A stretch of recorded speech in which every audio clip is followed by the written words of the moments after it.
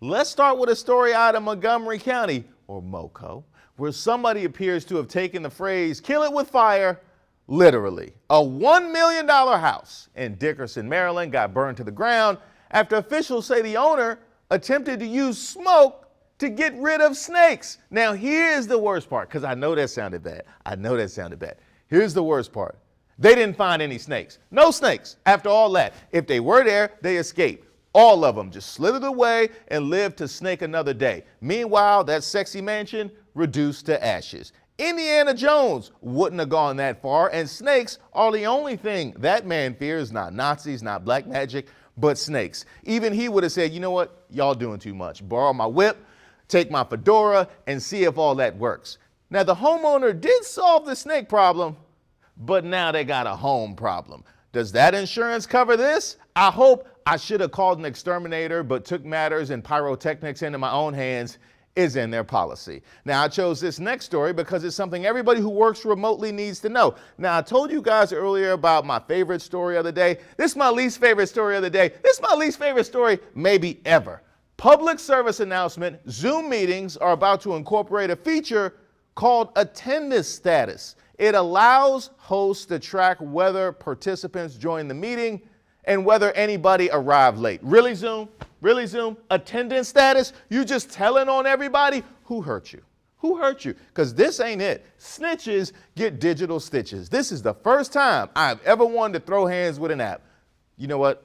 The second time. You know what you did, Gambit DC. What kind of thirsty, passive-aggressive micromanager asked for a tattletale feature? I knew somebody would ruin teleworking. It was just a matter of time, because we cannot have nice things. This is also bad news for kids that are distance learning. No more joining meetings late while playing Madden.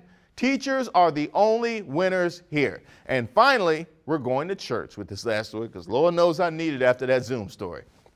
The church we love to go to when we're too lazy to get out of bed, yes, Joel Osteen's church.